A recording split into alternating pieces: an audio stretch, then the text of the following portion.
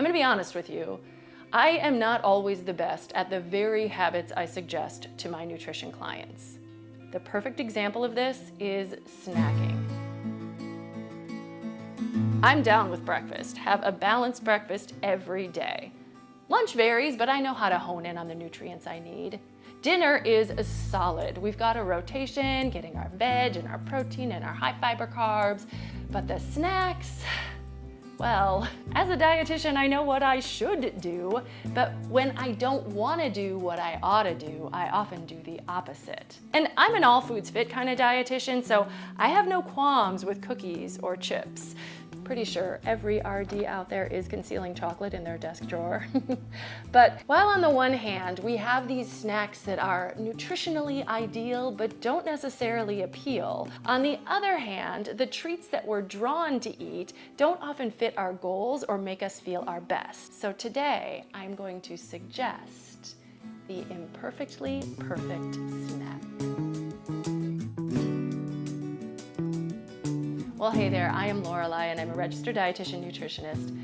One thing I am constantly talking to my clients about is snacks. So just to get it out of the way, the first question I'm going to answer today is it okay to snack? The simple answer is yes, but why do you ask, I might wonder, because the way snacks appear in your day may vary from person to person. Are you snacking instead of having meals? Are you snacking because your meals aren't sufficient? Are you mindlessly snacking because you're bored or unable to control your impulses anytime food shows up? If we're needing to have a snack every hour on the hour, I might ask why we're not choosing to have meals instead of snacks, which might actually make us feel full and satisfied and reduce the urge for the grazing impulse. If we're having meals that are really small or incomplete, missing food groups, it's very common to get hungry afterwards because we just haven't quite met our needs. It's possible adjusting our meals could be one way to go. Mindless eating or snacking is actually really common, and there's not always a quick fix if you truly are eating out of boredom or for emotional reasons. But I always do start recommending that people eat sufficient meals so that this doesn't become a problem that's exacerbated by true hunger. If it's simply a matter of getting hungry between meals because you're going 5 or 6 or 7 hours without eating, then having an intentional snack is totally appropriate. And there are specific reasons why people might actually need to snack more frequently than that. For example, if you're not able to have full meals just because your body's not able to handle a lot of food at one time, you might have to have smaller meals but more frequently throughout the day. If you're trying to gain weight or your body is trying to recover, or maybe you're an athlete and you're actually trying to build or fuel or train for an event, more frequent snacking often is common just so we can actually meet our energy needs for the day, which might be higher. Okay, this is gonna be a longer video than I thought. I thought I was just gonna suggest some snack ideas, but here we are getting way into the weeds about whether or not we should snack at all. Bottom line is, yeah, we can snack, we can have some snacks, but I do recommend that snack be, if possible, intentional rather than sort of mindless and haphazard. So here we go with the ideas. So, what are the really nutritious snacks we could or should be having during these utterly appropriate snack breaks? Or, how can you create the perfect snack? Okay, we know there probably really is no such thing as perfect, but what is maybe close to perfect? Here's an exercise for you. This is a list of possible snacks, and you let me know in the comments which one doesn't belong.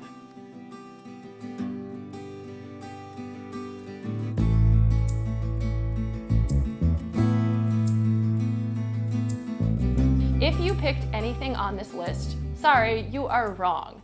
I mean, unless you're allergic to one of the items on the list, then, you know, if you picked it and you're allergic to it, you're right. You should not eat snacks that you're allergic to. But otherwise, anything on this list can and could, and maybe even should, work as a snack option. So here's the deal, and I'm kind of going off the cuff here. Okay.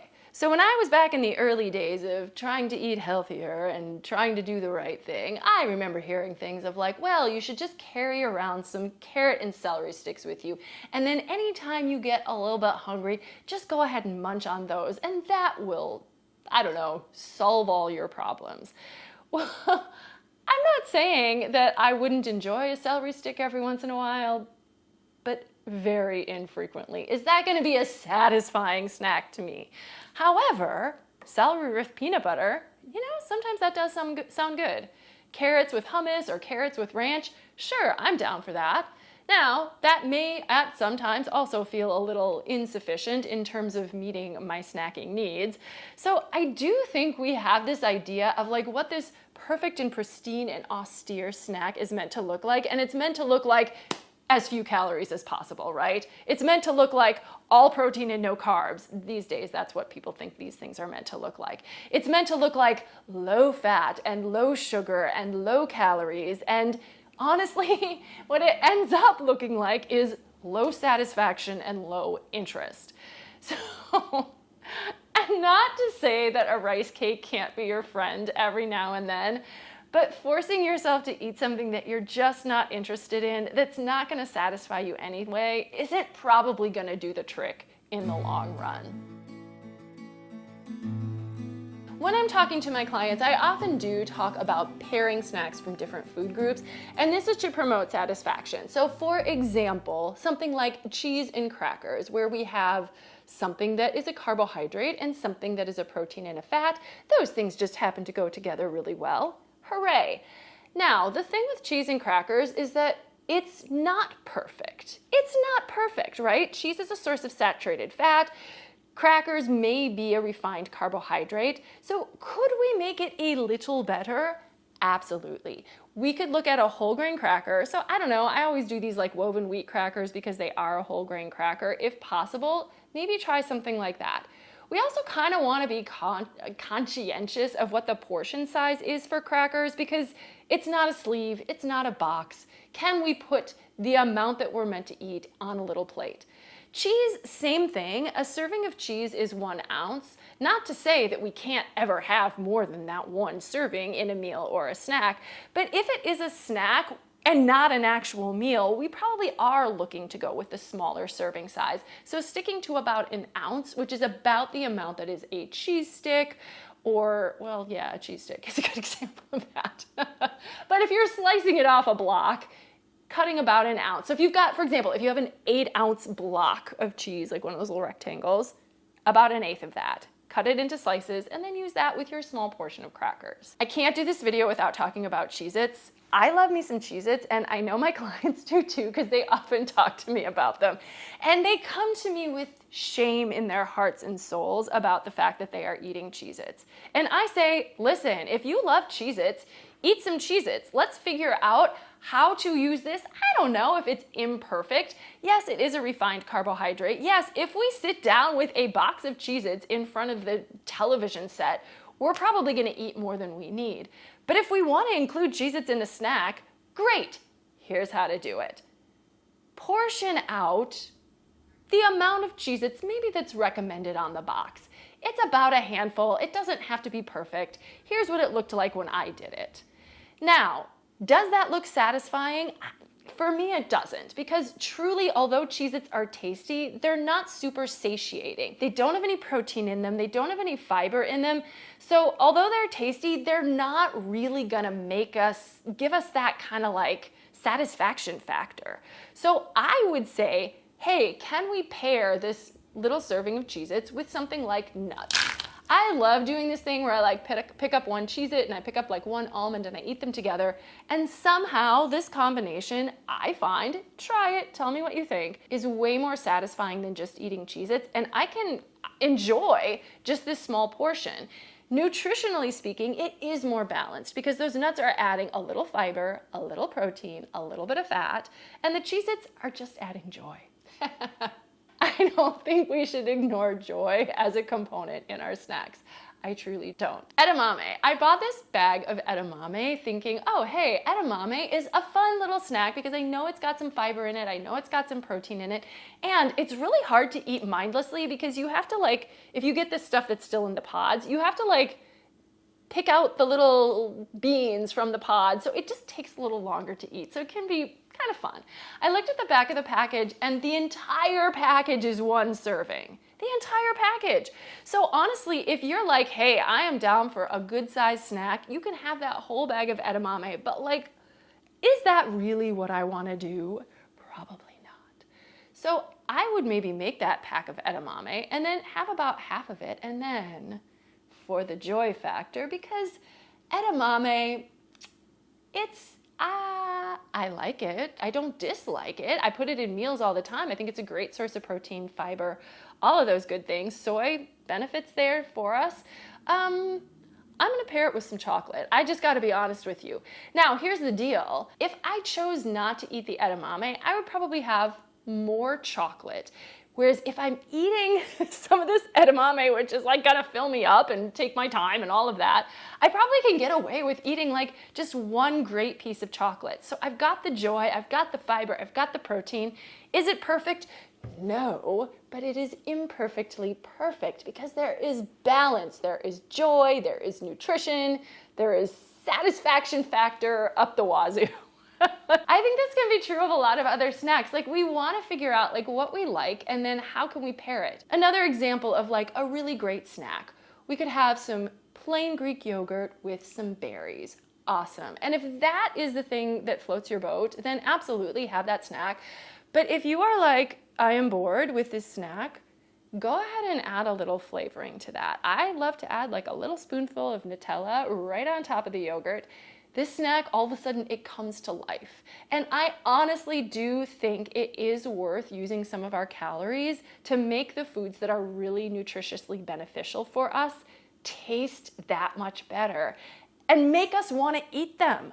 I want to have a snack that I'm going to look forward to, because if I have a snack that makes me sad when I think about it, I'm just going to go to the break room and grab a donut. Let's just be honest. If you want a donut, okay, what if you go to the break room, take half that donut, and maybe you have a hard-boiled egg that you've brought with you for a little balance. See what happens if you pair up something that you love with something that's nutritious to help you feel more satisfied, also help you not hate your snacking. I have a lot of clients who are doing things like meat sticks as a snack, and I think that's great. Personally, I'm vegetarian, so I am not going to be going that route. But I will say that for a lot of these people, I think that they believe that anything that is not protein is not a good snack. Here's the thing, a meat stick, okay, great. You're gonna get yourself some protein. You're also gonna get yourself some saturated fat. So if we're doing 2 of those, or we're doing meat and cheese because we think that protein is higher and of the highest virtue, what if we just split the difference? Have a meat stick, have a piece of fruit with it. Get a little sweet, get a little fiber, have a little bit of your protein and your saturated fat, but not too much.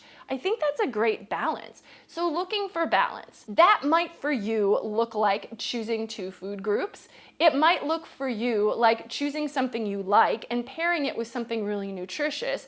For example, another thing that I love to do is if I'm in the mood for chips, potato chips, tortilla chips, I might grab a serving of cottage cheese, which is high in protein, and then I'll just scoop the cottage cheese up with the chips. I'm gonna eat fewer chips, I'm gonna get more protein, but I'm gonna be satisfied because I've allowed myself to include the chips too. So I'm just gonna try to throw at you a few more combinations that I think could be really fun for you to try as you're building an intentional snack. And an intentional snack should be something that you actually feel like A, is helping to meet your nutrition goals, but B, is also gonna give you a little bit of enjoyment so that you're not then compelled to go and eat something else or skip the snack completely and grab something that doesn't make you feel good. Now, I did say there's no such thing as a perfect snack, but I actually think an apple with peanut butter comes pretty close. It's delicious, it's satisfying, and it's actually very balanced. Along the same lines, I think any combination of fruit and nuts is a pretty nice, balanced, satisfying snack that you can go with. Fruit and nut bars are another great go-to.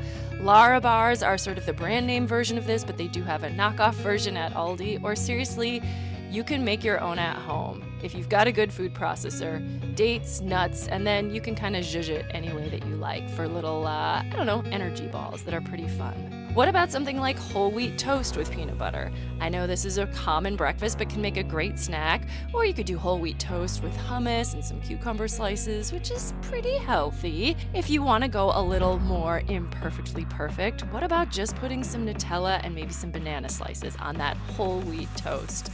A little healthy, a little delicious. A whole grain cereal with milk is actually also a really good snack. You know, you want to make sure you're managing your portion sizes, but whole grain cereal, milk, it's balanced. If you want to do something that has a little bit more protein, something like tuna can actually be a pretty good snack. And now they've got these little tuna fish pouches, which are just like a single serving. Have this with something like whole grain crackers or celery if you're feeling like you want to make it really nutritious and all of that. But you can just have it with any kind of crackers you like, honestly, because the tuna is going to provide your protein. So then choose your own adventure on the other part of that snack. Did you know that popcorn is a whole grain? This is actually a really great snack. You can have it by itself. I will say this is just an add-on here, but if you are someone who is insulin resistant and trying to manage blood sugars, I do actually suggest trying to include some protein every time you eat.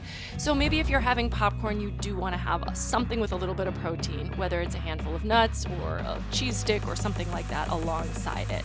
Listen, if you feel complete with a simpler, more austere snack, that is just fine. And if on some days you truly want a snack that comes out of a vending machine, that is also just fine. But I think we can afford to move away from this all or nothing idea that snacks are either healthy or they're delicious, that they're either good or they're bad, and allow ourselves to nourish our bodies a little bit more in the gray area. You may actually find yourself more satisfied and more at peace in the space between meals. Let me know what you think. Let me know your favorite snack in the comments below. I'd love to hear about it. Listen, if you feel like you really could benefit from some personalized one-on-one help from a dietitian, I encourage you looking and seeing where you can find an RD in your area. I'm in Illinois. If you're in Illinois, I'm licensed to work in your state, so you can reach out to me if you want to. I do take insurance. But if you're not in Illinois, you should be able to find a nutrition professional in your area, and most often you can see somebody for free, or at least from my experience, for free or very near free, using insurance. If you don't have insurance, a lot of dietitians will take cash pay as well, but most of them can be pretty flexible for you if you really want to see somebody. A couple more points of business that I have to do before we finish up this video. If you want to join my mailing list, check out the link in the description below as to how to do that. I do send out emails every couple of weeks. I think they're fun. I think they're informative. I think people like them, so I think you'll enjoy those too, especially if you're enjoying this content. If you want a little bit more nutrition information just on an ongoing basis. Subscribe to my channel if you really do need some support from a dietitian. Maybe you don't actually want to see someone one-on-one. You're getting your information online. See if you can find dietitians to provide it. This is my opinion. Of course, it's biased, but that's what I recommend. I've got more videos coming up next month about why we need carbohydrates, about how we can get our fruits, about ways to get our vegetables and our fiber needs met, because, oh my gosh, my clients really do struggle finding ways to get as much fiber as they're supposed to get in a day. I get it. So subscribe to my channel if you're interested in this information as well. And then check out this video. I'm not sure what I'm gonna put here, but I'm sure it's the perfect thing for you to watch next. Thank you so much. Take care and happy snacking. Okay. What else? Oh, what are the other things? Oh,